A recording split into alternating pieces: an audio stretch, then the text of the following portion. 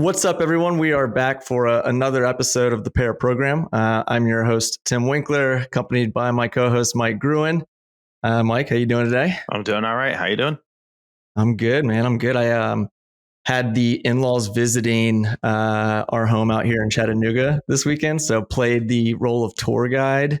It's a bit exhausting, but I was going to ask you, have you ever played that role of tour guide for like friends and family visiting you in your hometown? Yeah, I mean, DC, people come to visit. There's a lot to do. Do you have a go-to? Do you have like a go-to like itinerary? Like, this is what we got to go see? I try. Let's see. Depending on, there's some of the Smithsonian's. Obviously, you go down to the mall. It's just kind of easy. And then Air and Space is a big one. But usually we do the Air and Space out in Dulles, like the annex, where they have the space shuttle and all the stuff that maybe people don't know is out there. So yeah, that's on our list. And then depending on the year, maybe cherry blossoms or something along those lines. Oh, that's a good one. Yeah, food's kind of the easy option as well. It's just like, hey, look, we're going to stuff our face with as many restaurants as we can within a 72-hour period.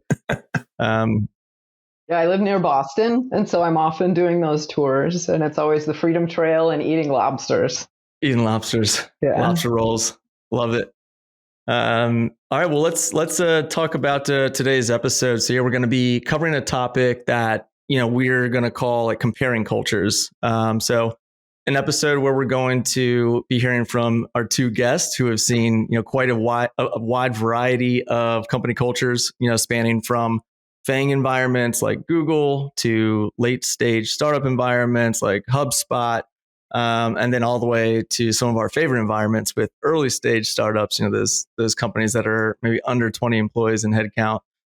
So we want to thank our two guests today for joining us, Kerry and Arun. Thank you for spending time with us on the Pair Program. Happy to be here. Thank you. Awesome. All right. So, before we dive into the discussion, as you are most aware, we are going to kick things off with a fun segment that we call Pair Me Up. Pair Me Up. Here's where we go around the room and shout out a complimentary pairing. Mike, I'll start with you. What is your pairing for today? So my pairing for today is fidgeting and poker chips. In fact, actually, I keep a set of chips at my desk for, I don't know what it is, but I just fidget all the time, and having something to play with that's not too annoying, that doesn't get picked up on microphones works for me. So, yeah. I bet all your coworkers are happy you work from home. It's funny because I never brought them to the office. It's always been something at home. Yep. That's awesome. That's amazing. And what's that one movie where he's always taking his Oreos and he splits them and he's always telling you don't splash the pot. You see the Rounders? No, I have not seen that. Rounders. Yeah. He splits an Oreo. I wasn't expecting a movie quiz, but luckily I pulled it out. Nailed it. Yeah. Cool. I'll jump in. Mine is going to be outdoor barbecues and contingency plans. So we hosted a neighborhood barbecue this past weekend. We were kind of meeting some of our new neighbors. And we had a beautiful weather every day last week leading up to Saturday, which was the day of the barbecue.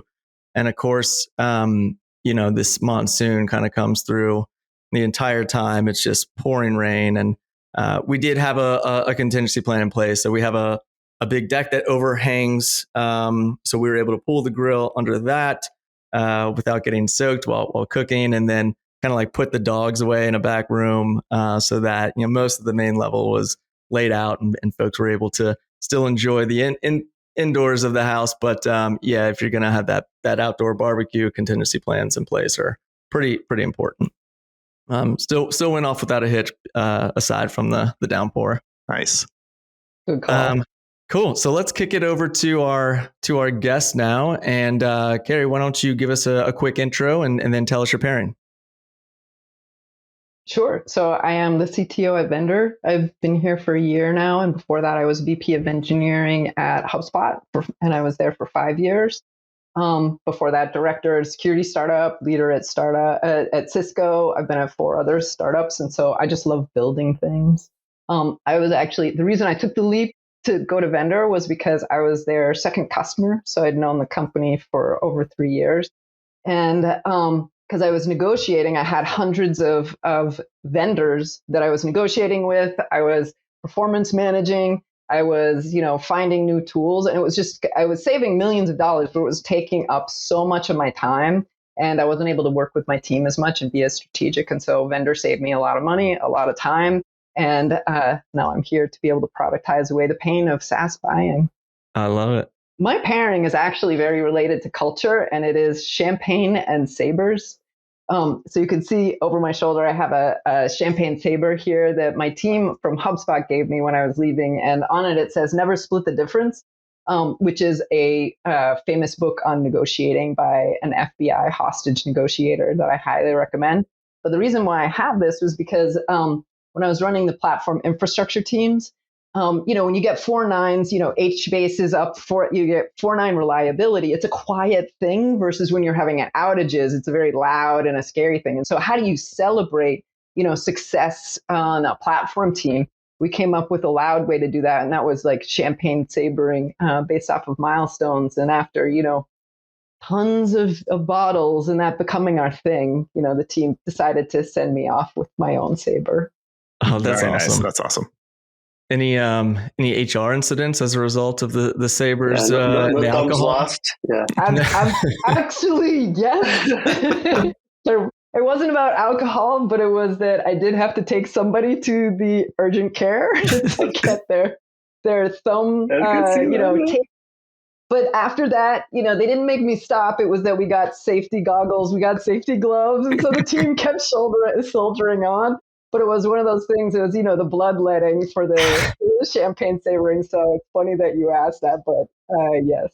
We're going to pivot the episode. We're going to talk about this specific experience because it has sounds like a movie. I think Mike would come out with his dolphin. I would probably get some kind of demerits or something for that. That's amazing. Awesome. That's a great pairing. Cool. Arun, just a brief intro, and then we will hear your pairing. All right. So my name is Arun, co-founder and CTO here at BigSpring. We are an early stage company in the work readiness space. We're building this category that we like to call work readiness, which is all about work ready, not test ready, allowing large companies to onboard and up-level internal and external people on their products and processes. And we count Google, Facebook, and others as our customers right now, and trying to scale rapidly. Prior to this, I was part of the founding team at Uber Eats back in 2015, built and launched that product and scaled that from 0 to 30 billion in sales around the world. Was the site lead for Uber in New York with about 350 people in tech. And prior to that, I was at Google for a couple of years working on Google Docs and Drive. You use Docs or Sheets and you see a menu that says add-ons or extensions. That's my baby. Small team that built and launched that and got up to a few hundred million users. And prior to that, I was building a no-code platform from back in the BlackBerry Palm OS days for large enterprises and had a front row seat to the mobile wave with iPhone, Android, iPad, all that happening. And yeah, that's a little bit about my background, mix of startups and big companies, and now back to trying to build my own thing, and which is an exciting journey and exciting, learning a lot. And in terms of my pairing, I guess it would be a personal one. I would say it's fire pits and a glass of whiskey. And one of the things I realized I keep on my desk is actually bottle caps from scotch and whiskey bottles, and just fun to fidget around. So I guess that's my fidgeting story. But there's something about the smokiness, being outside, looking at the stars, makes me, ground me, I guess, a little bit. So maybe it's the alcohol. I don't know, but certainly enjoy that. Yeah. I was just thinking, sorry, a new pairing is leadership and alcohol. I don't think we've done a whole episode where not one person has brought up whiskey or at least alcohol. Is that right? I feel like there's always. Yeah. I think we need an official whiskey sponsor, Tim. I think that's what you need to get cracking on. We actually do another style called How We Hatch, where it's more of like an intimate fireside with one-on-one with founders, and we're rolling out the new requirement is you have to have some sort of a cocktail or a beverage with you at all times during the discussion. So maybe we'll roll that into the pair program as well. Have you guys watched Drunk History? I mean, I was just going to say, I love so that. Yeah. You could do drunk leadership podcast. Oh, good idea. Yeah, there you go. That show was underappreciated back in the day, and in the world of podcasts, very appreciated. So, Drunk leadership, man. yeah. I see no problems with that. Imagine how much stuff you're gonna strike out. We'll blur people's. You'll get your faces blurred out. No names, no company names are mentioned. Right. Yeah. Our voices disguised. I can just tell this is gonna be a good episode. Cool. Well, let's I guess talk a little bit about the point of why we've all come together here with comparing some of these different cultures throughout different environments. Obviously we're talking specifically around a lot of tech and product and engineering teams when we talk about what the pair program caters to from an audience perspective. Obviously, we're also just looking at startups and how they're different when you look at those environments of bigger tech, but startups themselves, right? They evolve so quickly, and those cultures also change very rapidly. So I'm going to start by just for a little bit of context. Y'all gave a little bit of an intro, but Arun, real quick, with BigSpring specifically, what is the current size of your startup, and from a headcount perspective, and then maybe just from a funding perspective, just for context for our listeners? Yeah, so we are about 30 people, 29, 30 people across the US and India and also Singapore. So 3 different sort of markets where we're building teams for different sort of disciplines. And we're, a Series A stage company, doing our fundraise now actually for Series A, and exciting to kind of see that blossom. And in terms of the tech team, we're about almost a third of that, a little more than a third of that, maybe about 40% of that team is tech. So okay, helpful for our listeners. And this is about 2 years now that you started. BigSpring? Yeah, the company's about 4 years old. I hopped on about 18 months in. Yeah. Okay, perfect. And then Kerry at Vendr, just a little bit of a backstory on the size of Vendr, headcount, funding, and then maybe helpful to also hear like the tech team's size. Sure. So we just closed our Series B, $150 million. The company's been around for approximately 3 years. It is nearing 300 people. The PDE team itself is around 60 or 70 right now. We're growing super fast, but it is that Vendr was historically much more of a services company because it would manage all of the negotiations for on behalf of companies. And so we've been transforming it into much more of a product-focused company and just shipped our Vendr 2.0. Very cool. Yeah. So, obviously that is a crazy amount of growth, and you've been there for about a year. Is that accurate? Exactly. So let's just, we'll tee one up here. Both of you all have worked with very big tech companies in the past. I'd love to just, maybe a starting point, what some of those biggest differences have been, in the smaller kind of startup environments in comparison to, some of those things that you've seen deep rooted in some of those larger environments. Arun, maybe something that you can start us off with.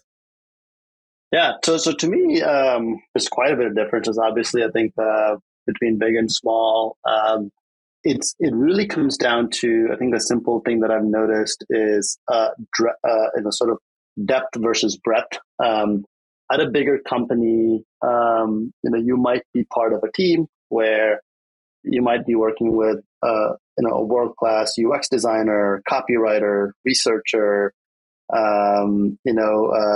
accessibility review engineer, and there's like 4 or 5 people that'll take the design discipline and split it into sort of a narrow but deep slices of the design process, let's say. And that's amazing because you now are able to see the depth in each of that sort of sub slices of a discipline. At a startup, the other way around, it's you may not even have a designer, right? Your product managers, opening up Figma, starting with the template, making some best guess effort of what might work, and then you're optimizing for breadth, right? Like how do we get something out there so that our users can respond? And that's like a very different strength, I feel, right? And some people are not comfortable with it. Some people have never seen it. They always are like, oh, do I review this with my, copywriter? Well, there is no copywriter. We need to make our best effort on that. On the other hand, at a bigger company, you can't even, you have to get maybe even sometimes formal approvals of a copywriter, right? So this is the sort of like breadth versus depth is something that's very unique. And it's important to really state that because, you have to actually want the other if you want to ever make that shift. When I went from a small company where I was there for almost a decade, to Google, where I went from having written every line of code or reviewed every line of code to just having been like an implicit source of knowledge and authority to Google, which at that point was 40,000 people already. And I was a nobody, right? And I deserved to be a nobody because there's a bunch of other, very credible, capable people building things. And that was a bit of a shock to me, right? I never experienced that where I had a lane and I had to stick to that, right? And I learned how to navigate that and get better at it and actually use that to advantage. But it is something that is shocks in both ways when you don't go in without knowing that. So I always bring that up, which is, what are you trying to optimize for? And here's what startups and big companies can offer. And the same goes in engineering, right? If you want to get like I've talked to friends at Facebook and other places, and they'll spend 18 months working on a particular database tuning technique, right? And first of all, that problem is just not a problem at most startups. And second of all, 18 months of like anything at a startup is unlikely to be valuable, right? Things just change much more rapidly. But at the same time, when you're dealing with billions of daily active users, that is something that's super valuable. So depth versus breadth is like a simple phrase that I'll often bring up, and size is a big axis where that varies quite a bit. So that's one thing I'll say, and I'll pause. Yeah. Yeah, that's great. It's something that we hear quite a bit from the, those pre-seed, seed, those really smaller startups, when they look for some of these soft skills of a technologist, they a common word is scrappy. They're like, we want somebody who's not so concerned about they have to be in this lane, but rather, they can adapt when things get, a little bit chaotic and we need you over here and we need you over there. Scrappy seems to be a descriptor that we hear quite a bit. So Kerry, you worked with Cisco for some time, and then HubSpot is a company that I've followed for quite some time. I've heard their culture is touted as a fantastic environment. I'd love to hear from you in that setting and some of that experience of things that you've brought with you from that experience at HubSpot. What were some of the things that stood out to you from a culture perspective that you've held near and dear to you as you grow in your own teams? Yeah, what I learned most is about being very intentional about culture. So HubSpot, being a marketing company from way back, is excellent at figuring out how to phrase things in a way that makes it stick in your mind. And as a leader, you do that even with your values and with your culture. It means that people are able to repeat things to each other, and then they keep repeating it and it makes it so it follows through. So for example, HEART is one of HubSpot's famous acronyms, and it's about hiring people that are humble, empathetic, adaptable, remarkable, and transparent. And before joining HubSpot, I could talk about culture at the different startups that I was at, but never in such a concise way. Like there were phrases there: customer is greater than company, is greater as team, then team is greater than self. And it just gives you that sense of here's what matters and how you make decisions. And so that's a thing that being very intentional about culture really matters. The other thing I learned was about like what you celebrate matters. And that's the culture that you're creating is based off of what you're celebrating. And so that's why this, Champagne Saber, we're celebrating, quiet greatness. HubSpot as a whole had on a monthly basis, or quarterly basis, you would give peer awards.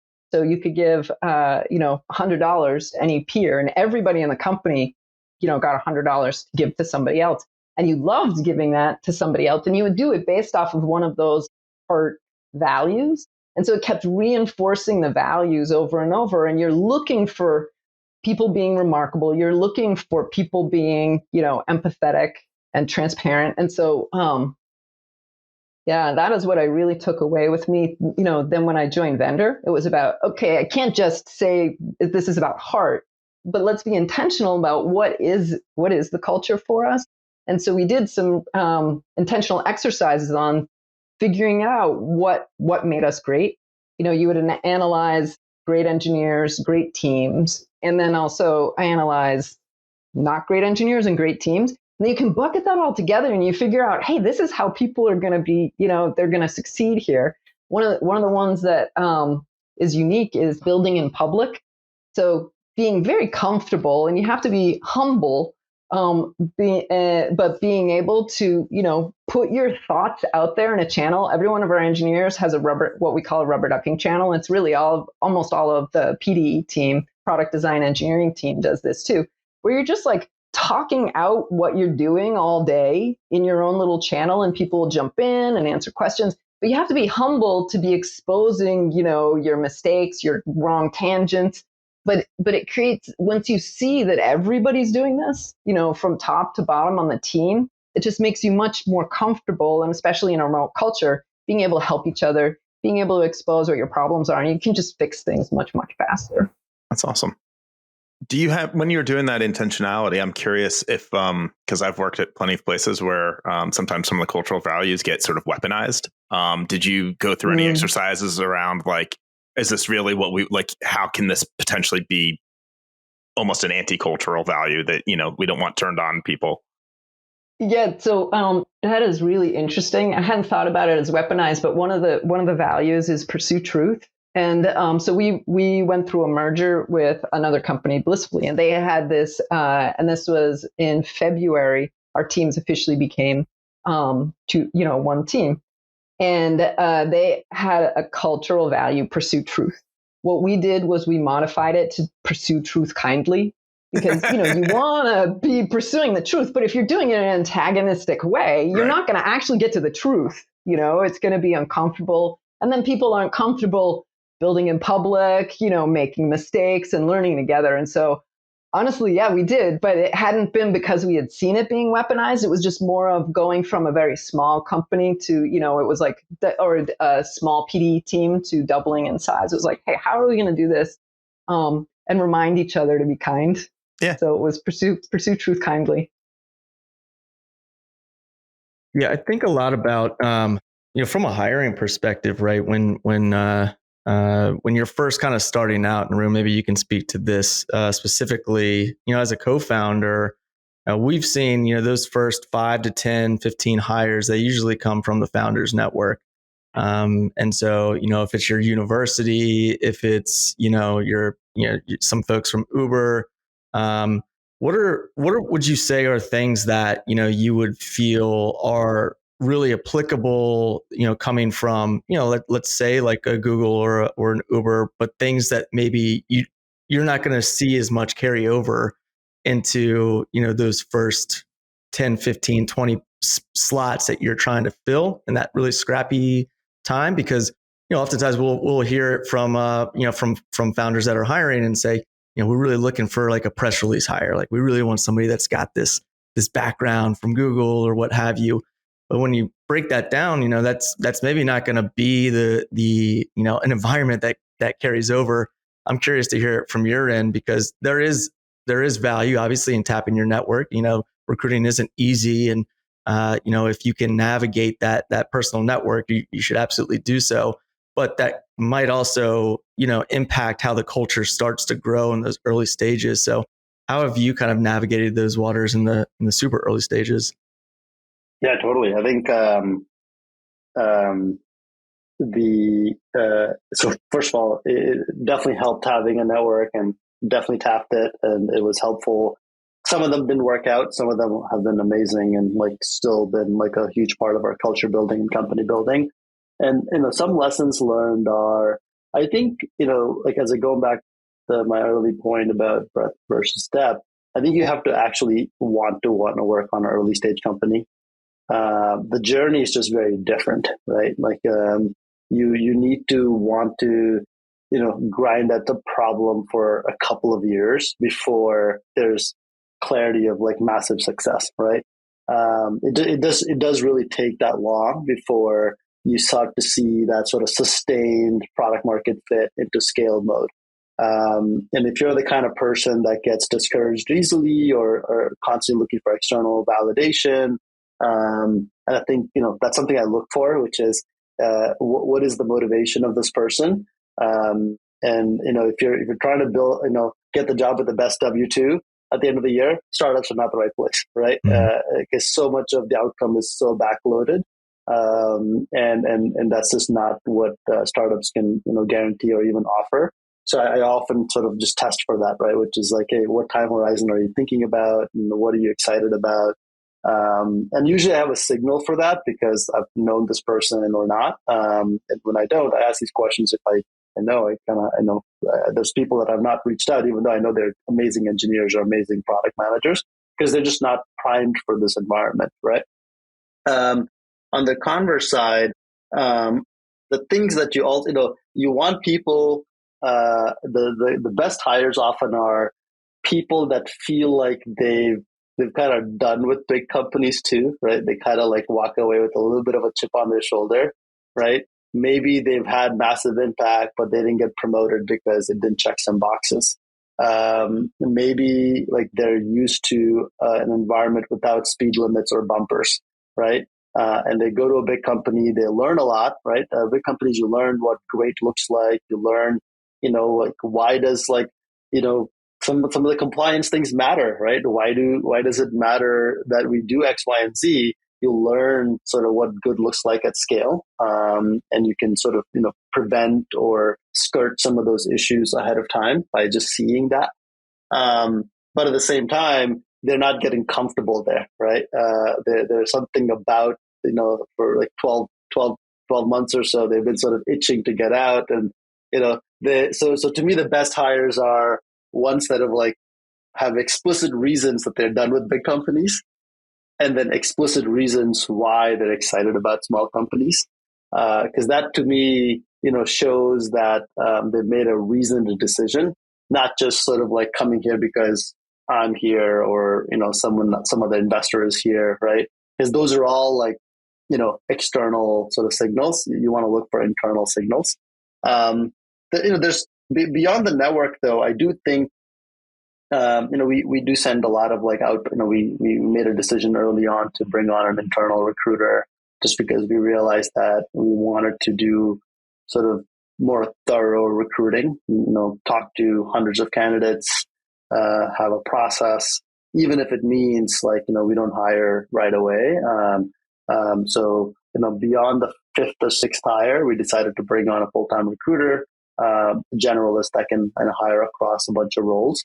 And I think that's something else that I recommend, which is find sort of, they don't have to be in-house, they can be external, but this one person that can support you for a while so they can see, the best way to convey the mission statement, the differentiation. Because what I realized is just a job ad or just a cold outreach by a army of sourcers is not enough, right?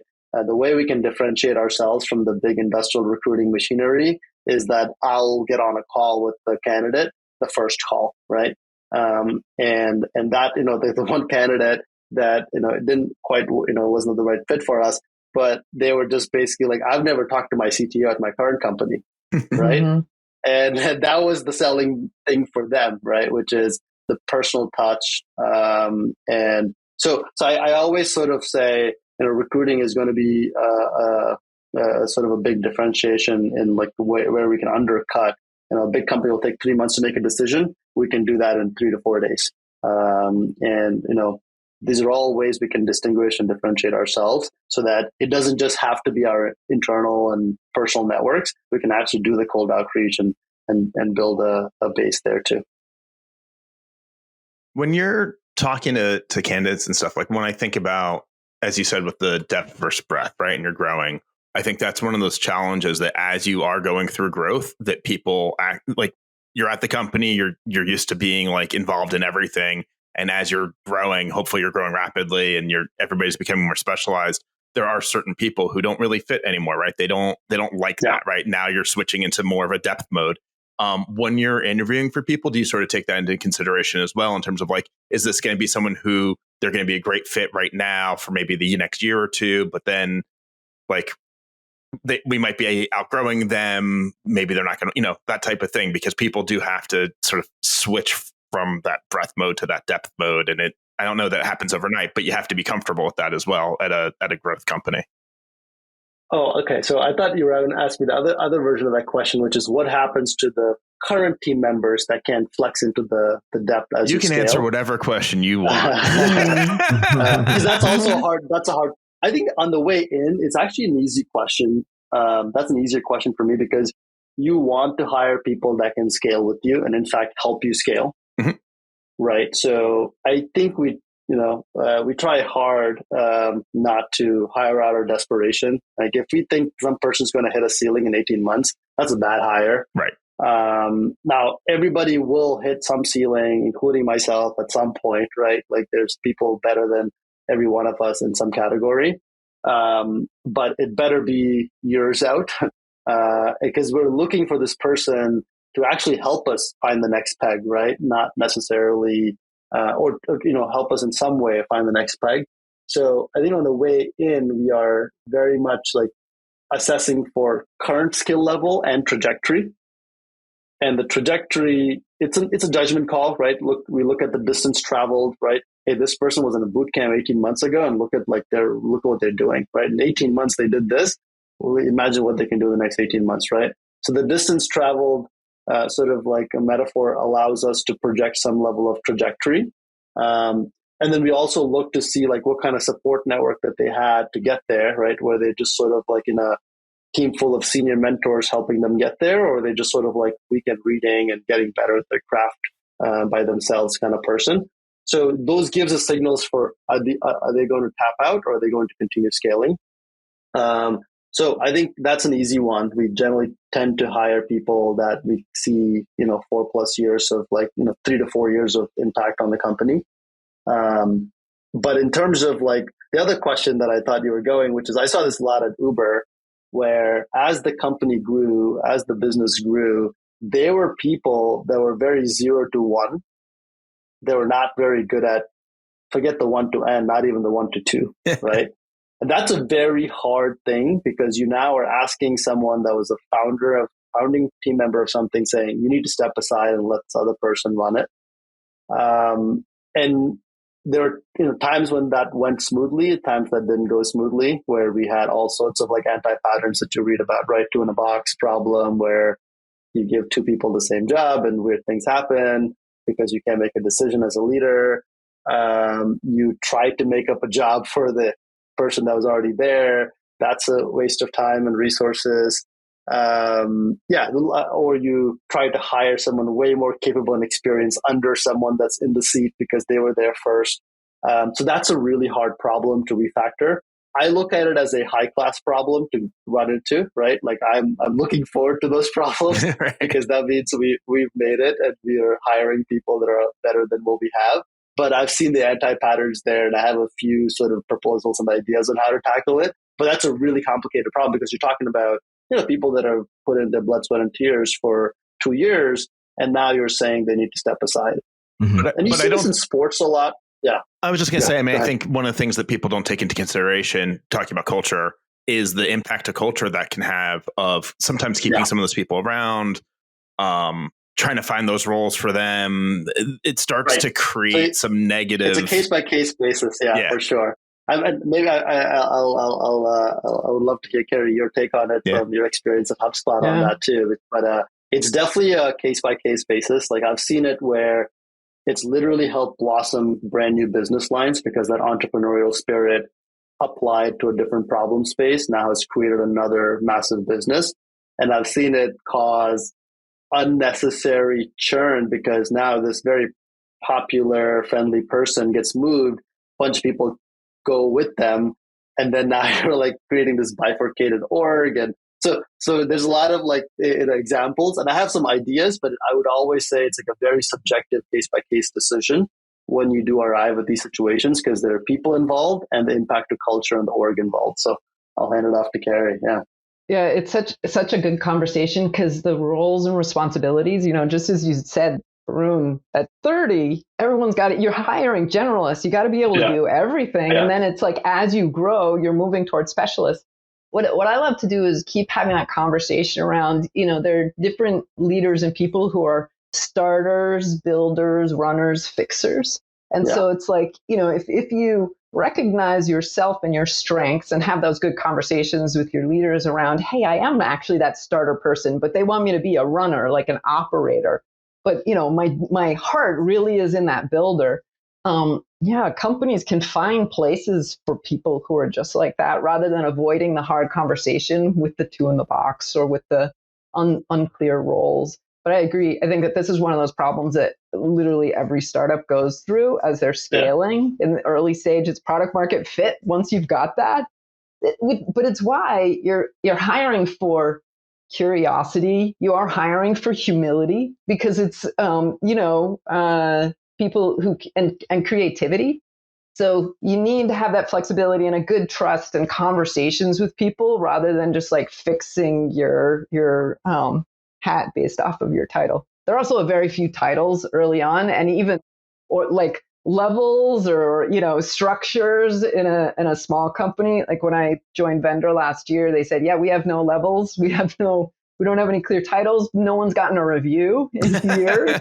We don't even know what to do about that." And I was like, "Okay, let's help people understand how they're growing because we've gotten to this next phase." So yeah, it is interesting. You have to be have great trust and great conversations with people, to go through those phases.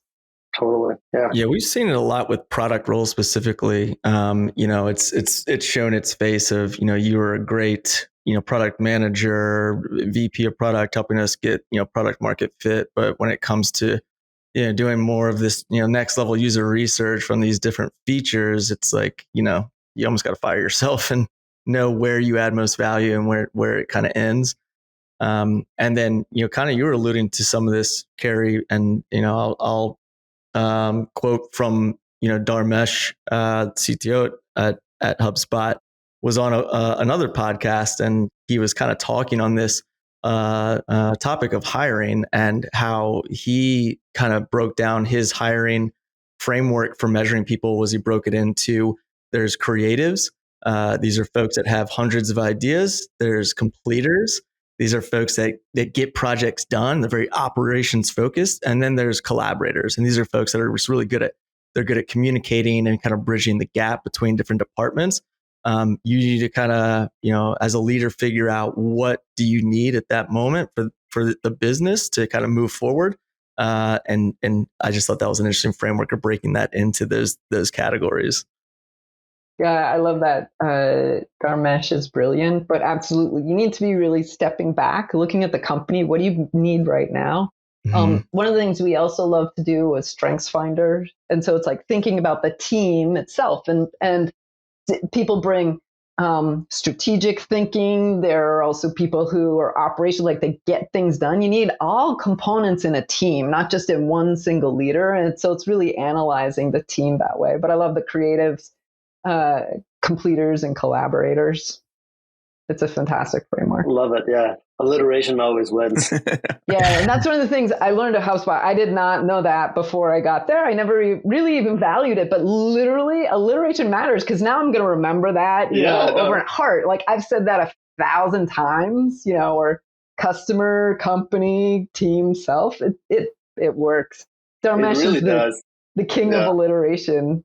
It's I feel like one of the things you have to take away from religion is pithy lines, right? Like, and they repeat, right? Like repetition doesn't spoil the prayer. And I feel like that's one thing that I apply to culture a lot is like, if you need ideas to spread, you need to plant like the repeater in people's head. So. Yeah. And that's an easy thing to, not understand as an engineer. We discount marketing and sales. That stuff doesn't matter. No, you're actually selling your own culture and your team to yourself and to each other. And that is absolutely how it spreads. And especially as you scale, you can't be there to be explaining the culture and embodying the culture. So these, these pithy sayings, they are just gold, How important, because you mentioned sales and engineering, how important do you think it is to have very, very similar culture throughout the different departments? Because I've worked at places where there's a sales culture that's very different than the engineering culture. And then generally things get where they meet is not great. And I'm curious what your experiences have been with that. Either Kerry or Kerry, why don't you go?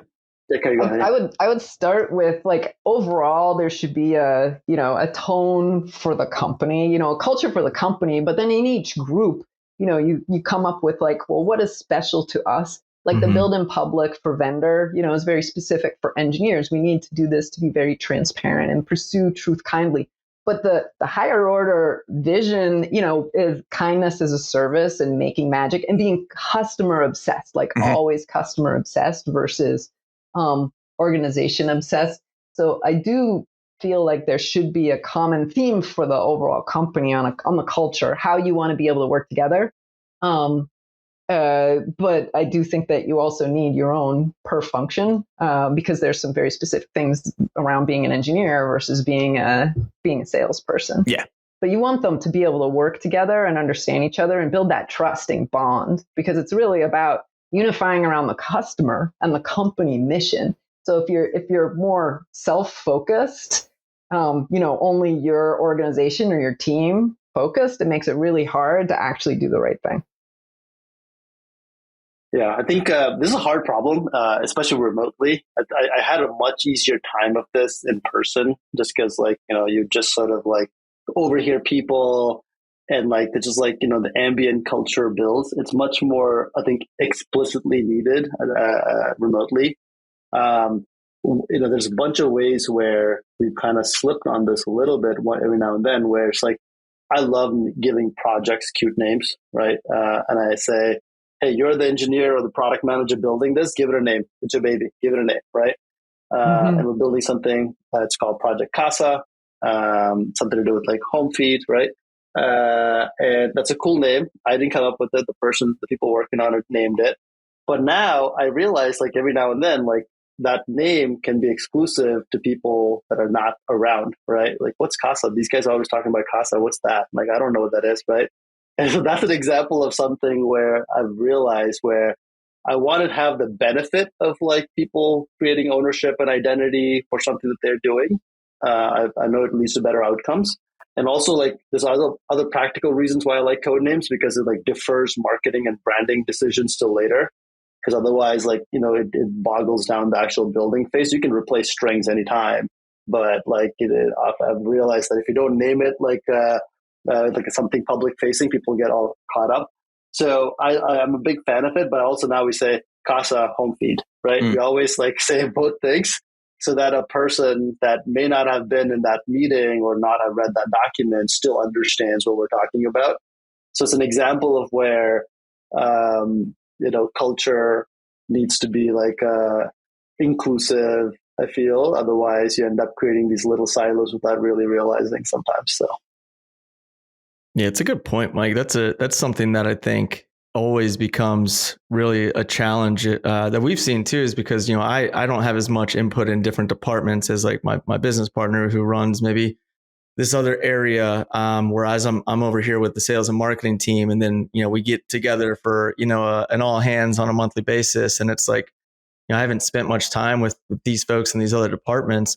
I think, Kerry, you kind of were touching on it earlier too. I think it's, if there's this vision that everybody's bought into, I think it's easier when you have this mission driven kind of company. It's clean tech, helping to, save the environment or, cut back on water usage because we're building this thing. I think you can find folks that are super passionate and it's they're all working towards that common goal. But when you start growing and departments start splitting up, it does become a challenge. And we've seen a lot of companies earlier stage doing more of this values-based recruiting where it's I'm bringing folks in that kind of share some common values here. And so, regardless, big picture, they're going to want to be a part of the company, even if they feel maybe their department is a little bit isolated they're still working towards the vision, and that keeps them engaged. Yeah, at both HubSpot and at Vendr, I have to say, so there's like a monthly meeting, all hands meeting. And so just as an example, like what you celebrate, we're celebrating based off of the overall company's values. We do the same thing in, the product design engineering. We also have celebrations around more product design engineering specific values. HubSpot did the same thing, which was quarterly, had a heart award. And it was for people who went above and beyond in these different values, demonstrating these values. But it's like being very explicit about it is important. Yeah, those celebrations, get that sword to use. Yeah. Yeah, and it was that awards didn't just go to sales. It's easy because sales is very numbers based to be able to say, wow, above and beyond for the company and the customer. But it was also about, hey, this person in recruiting, or a person in operations, how they go above and beyond. So you're intentionally finding opportunities to celebrate everybody for those important values for your company. Yeah, I agree with that. I think that was one of the areas where I saw, like early in my career, some of the biggest differences where on the celebrations, and you'd be on the all hands, the quarterly or monthly all hands, and it would just be kudos to salesperson after salesperson. They won this trip, they're getting this thing, whatever. And it's like, well, what about all the people who contributed to that win? And there's very little recognition because it's hard to connect those dots. And that's what started creating some of this, like some negative cultural things between these two groups, because there's one group that's has this like culture of awards and celebrations. And then there's this other group that's a little quieter and doesn't have as much. And how do you, as a leader, you have to recognize that. And I think you did, going all the way back to your pairing, right? Like the champagne and sabers is a great way to celebrate the quiet wins. Like figuring out ways to celebrate things that otherwise fly under the covers. I mean, I've been in charge of lots of infrastructure teams, and usually people only know when infrastructure is not going well. It's very rare that anyone recognizes when it's going well. Yeah, I'll send you a saber. I highly recommend these things. Send me the champagne. Send Mike the saber. That sounds good. That sounds very, very appropriate. Cool. Well, yeah, I feel like we just scratched the surface here. There's so much more that can be discussed, and so we're going to have a number of these kind of topics. And I think part of the reason like we're really diving into this is we were uncovering, some of those from FANG to founders. It was kind of like the subtopic of like, what do we see like these differences, or what are folks wishing like they need or think that they need to unlearn, when they start something coming from big tech. So there's this has so many different little directions this could go. So we'll have many more episodes on this, but thank you both for contributing on this specific part of the topic. But let's transition into the last segment here, called Round Out My Career. So this is a session where this community wheel behind me with topics and questions that are crowdsourced from the Hatchpad community. We're going to give it a spin and kind of see what the question of the day is. Let's round it out.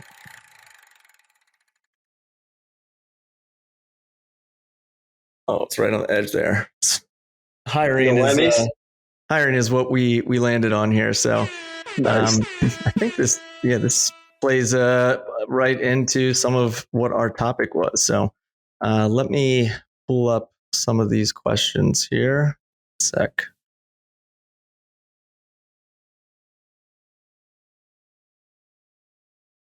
All right.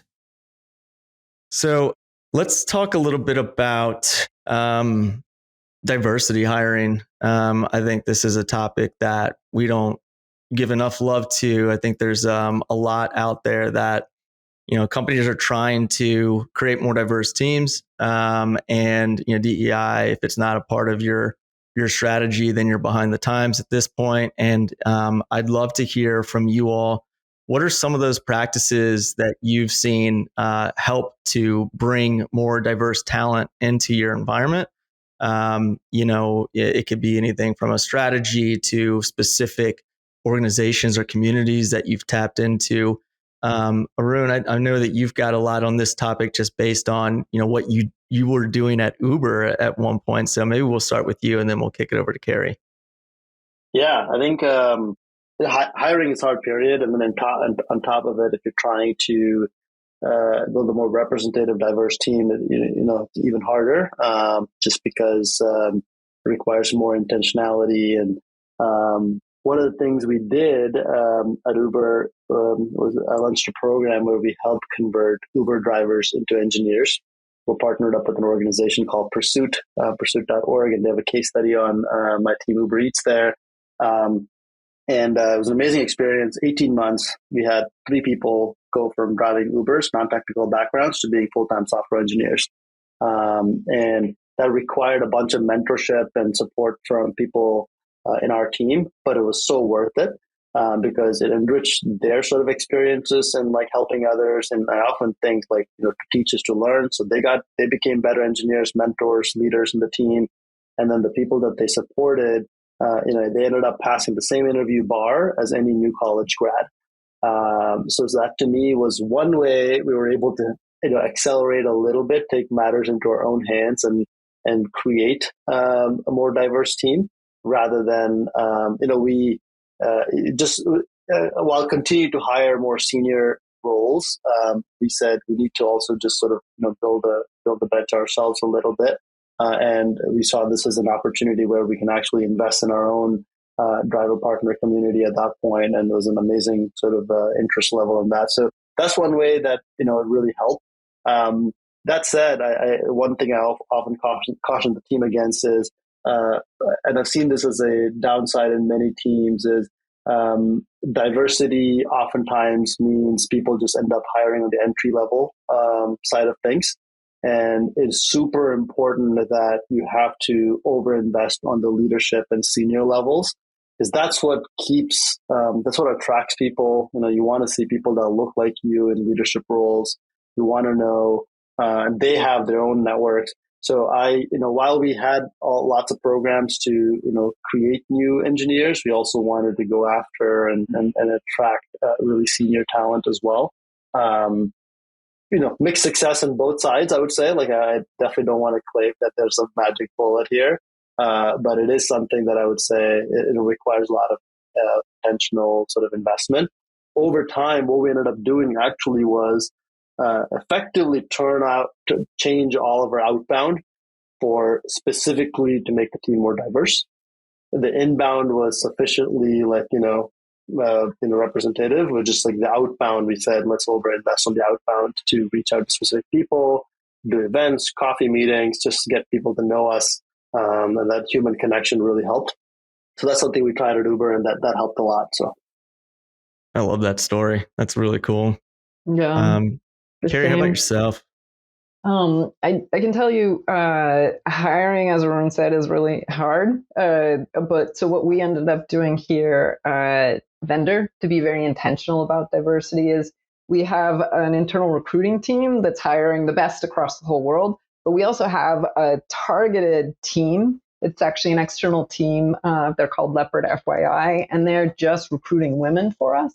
And so what we were doing is specifically seeking out and building these relationships with more senior women who haven't been tech leads in the past. And so it's kind of pushing them into that next role. And we really believe that we can help them grow, by taking on these opportunities to be able to help stretch themselves. Because a lot of diversity, or the research has shown that people don't put themselves out there. They think, oh, if I don't match 100% of the qualifications, then I don't match, or I'm not going to apply for the job. And so we are seeking them out. I love to talk to women. I'm very lucky because, they can identify, they can ask me a lot of questions, they can see leaders who have, taken the path that they want to be on. And so it makes it much simpler, but it's like really actively recruiting. And so we did specifically split recruiting to be able to make sure that we are adding more women to the team, and that, again, we're looking for people who want to take that stretch and like tapping them on the shoulder and helping them understand how to negotiate, for good salaries. So we're very much a negotiation company. And so it's that, we don't want to be negotiating against people. We want to help people actually do better as well. So intentionality, I think, is the most important thing. Another thing we learned, Aubrey Brown from Airtable, he's their director of diversity there. He is a great partner for us here at Vendr. And what he recommended is honestly, like, encouraging your team to expand their own network, so their LinkedIn network, to diverse people. So people that don't match and look like them. And so it's by encouraging your entire team to add more diversity to their own networks actually helps expand the referrals that you get, the talent that you can tap onto. And so it's, again, be intentional, like be 100% intentional. Yeah, that's well said. I kind of going back to, some of the earlier points that we were discussing about, how startups scale out in those early stages through that founders network. That can be a catch-22. It can be helpful for sure of getting that access because hiring's hard. But then you start pulling folks in that, look like you or have the same background as you and all have this computer science degree. And, that is where, engaging either like a recruiting partner that's intentional, that has strategies around diverse hiring, or hiring up and investing in an internal culture talent person that will make more of a proactive approach to aligning with those partners is super important. And so like what you mentioned about like the LinkedIn connections, I think that's really interesting. What we do within some of our specific searches is, putting together very tactful searches on like LinkedIn for, historical Black colleges, right? And it's like, okay, let's go and identify with some folks that are coming from these universities that will, be able to add diversity to your teams, and it's a very specific type of search, and you have to be intentional and proactive about it. It's not just gonna post a job and hope it's gonna sort itself out, because it's not going to be a solution. Mike, what about yourself? So luckily I had some benefit of time to think, because Arun took all of my things that I was going to talk about, which is the idea of like, you can't just take people, you can't just look for bringing in entry level and building them up. You have to do this like best of, like you have to find people at the high levels. You have to do both, right?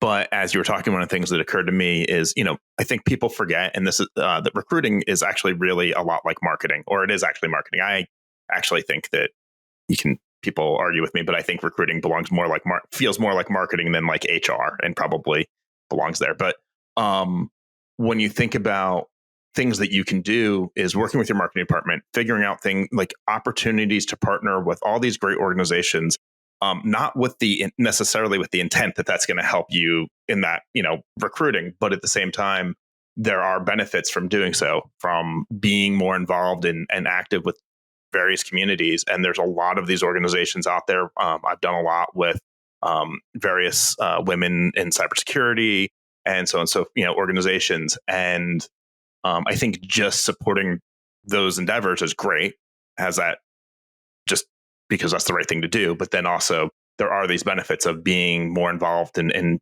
being seen in those worlds, and being, I think, then thought of as, maybe that's a place I'd like to work. And so I think there is, it's something to consider, is how does the recruiting part of your company also make sure that they're working with, say, the marketing department or some partnerships or whatever else to look for those opportunities. Cool. Yeah. And that's from being at HubSpot. It was a marketing company. They understood that really well. We actually got to 50-50 for incoming college grads and co-ops, a 50-50 ratio, and, much higher diversity overall. But it was about going to colleges like MIT that have those higher ratios, like being very intentional. And so once you get this really big funnel, you can actually hire the best and be intentional about diversity as well. You had asked about like more senior. At Vendr, this is what we're doing about more senior, but HubSpot is fantastic about building more junior engineers up through those leadership roles. Yeah, as well. And definitely really starts from the whole promoting within. That's the other thing. Sorry to cut you off, but yeah, that was And mentorship and sponsorship. Yep. Like, and, putting in things like the Rooney Rule, which is you're only interviewing, you're going to make sure that you're going to have a diverse slate for those leadership positions. It's really important to think about that. Harder when you're a startup, but, I'm glad that, Arun, you're thinking about it. We're thinking about it. Like, it's really important because otherwise you're just going to be building a company that just, looks like you, or is the, easiest to find. And that doesn't, more diverse teams actually have better results. That's what the research shows. Right. And so it's important to be intentional. That's awesome. I think that's a wrap. I appreciate you guys spending time with us and spitting some knowledge here on all things culture. So anywhere specific that you want to shout out, like where individuals can find you, feel free to do so now. If it's anywhere on Twitter or LinkedIn, go for it. Sure. I'll go. You go first, Kerry, please. Sure. On LinkedIn, just reach out. I'm Kerry Hannigan Munz there, and I'd love to say hello and get connected. Yeah, same here. I'm on LinkedIn, Arun Nagarajan, and then we're hiring at BigSpring. Yeah, we will promote that. And there was also some really good organizations that you all referenced, like some of I think it was Leopard, FYI. Some of those other partnerships, we'll put those in the show notes as well when we launch the episode. But again, thank you all so much. Really appreciate you giving back and participating. And let's call it a wrap. Thank you so much. Thanks, everyone.